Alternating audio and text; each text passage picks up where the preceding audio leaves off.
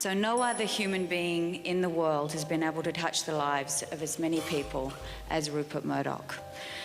Whether it is pure entertainment, like The Simpsons, one of my favorite shows, or serious information, like The Times of London, or anywhere in between, Rupert Murdoch's News Corporation is providing the cutting content which today gives us so many choices.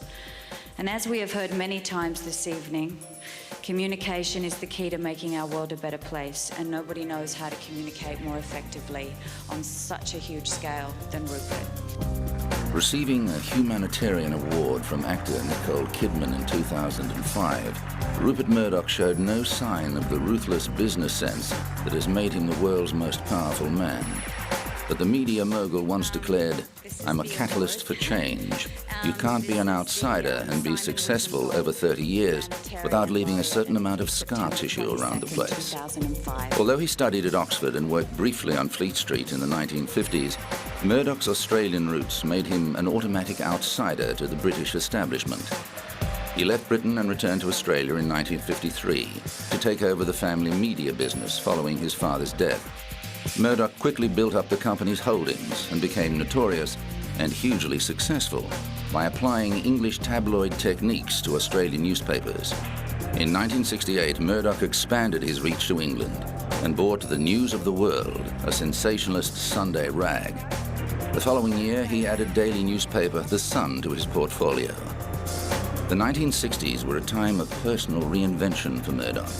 He divorced first wife Patricia, with whom he had a daughter, and married Anna Torv, a cadet journalist from one of his Australian newspapers. Rupert and Anna had 3 children together, who became the heirs apparent to the Murdoch empire. In the 1970s, Murdoch gained a toehold in the US market by acquiring a Texas daily and founding The Star, a trashy supermarket tabloid.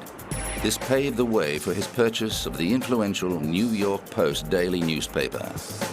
Under Murdoch's ownership, the Post changed from liberal to conservative and adopted the tacky tabloid tactics that had proved so successful at Britain's Sun newspaper. The most famous example of this was the Post's 1983 headline, "Headless Body in Topless Bar." Murdoch showed the world's media there was no depth to the public's appetite for salacious gossip and sleaze, and his empire continued to expand. Murdoch's broadcast holdings include Britain's B-Sky B satellite network, America's Fox Broadcasting Company, and Asia's Star TV.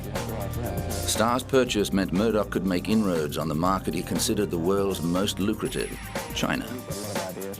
Murdoch has also shown a taste for quality media, buying Britain's famous Times broadsheet in 1981. I am not seeking to acquire these papers in order to change them into something entirely different. I have operated and launched newspapers all over the world. This new undertaking I regard as the most exciting challenge of my life.